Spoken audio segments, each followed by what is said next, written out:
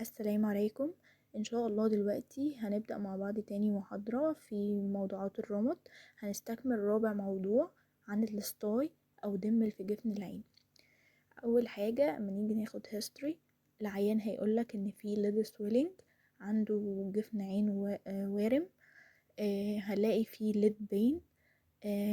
ليد بين او الالم اللي في جفن العين ده، او في الاول بيبقى dull aching، يعني العيان مش قادر يحدد ايه نوعية الالم ده، او مش عارف يحدد هو حاسس بايه.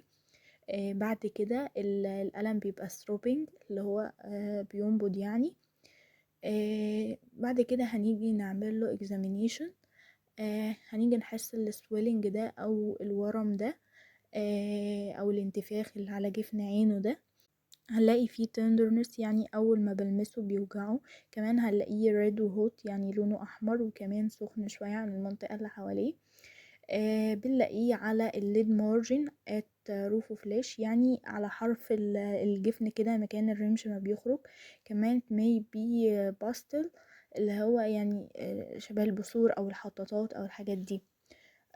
طيب، بالنسبة للتريتمنت، هنستخدم له لوكال وسيستميك انتبيوتيك، مضاد حيوي موضعي، وكمان سيستماتيك يعني هيبلعه.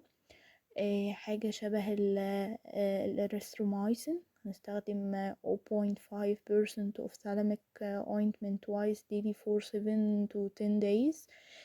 الكلام ده يعني ايه؟ يعني استخدم مضاد حيوي اللي هو الاريثرومايسين بتركيز 0.5%. ده عبارة عن مرهم للعين، بستخدمه مرتين يوميا من مدة أسبوع ل10 أيام. كمان هنعمله hot fermentation 4 times daily، يعني هعمله كمادات دافية 4 مرات في اليوم.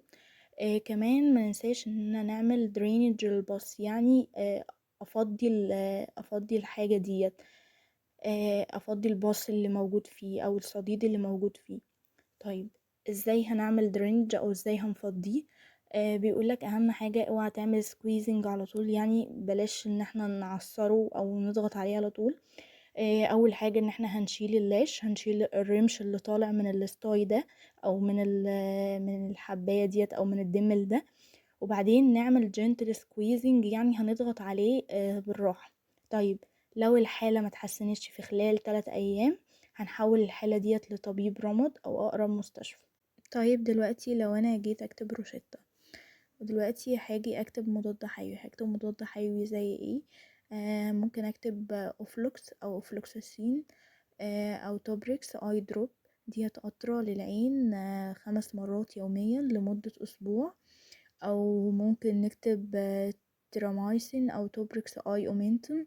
ده بيكون مرهم داخل العين قبل النوم لمدة اسبوع، ودول هيقوموا بدور اللوكال انتبيوتيك او اللي هو المضاد الحيوي الموضعي.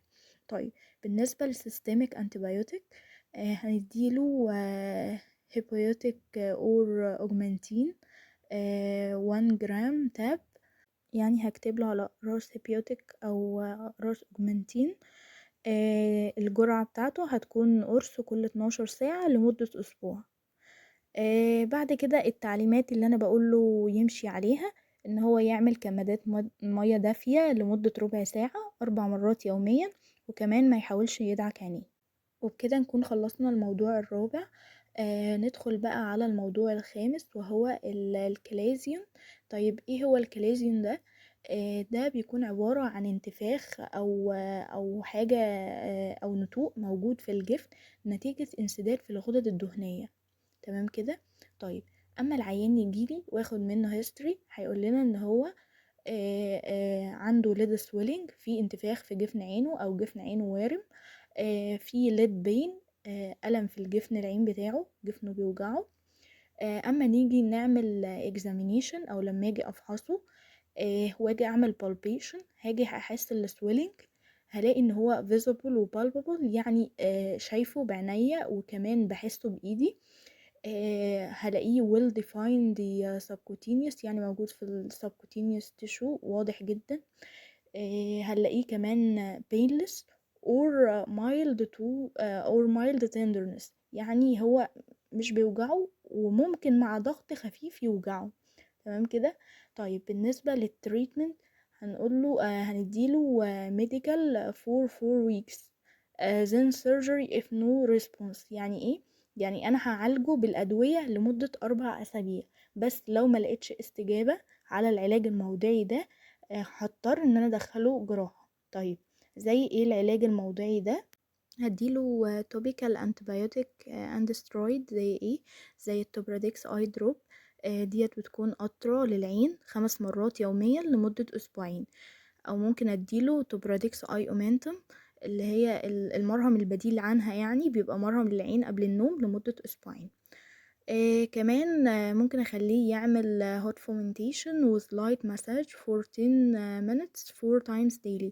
يعني يعمل كمادات مية دافية مع مساج خفيف كده لمدة 10 دقايق 4 مرات في اليوم، او لمدة ربع ساعة 4 مرات في اليوم. تمام كده، انا كده خلصت خامس موضوع في الرمد. اتمنى الفيديو يكون عجبكم واكون مطولتش عليكم، وان شاء الله تستفيدوا منه. متنساش تبعتوا لزمايلك لو استفدتوا منه.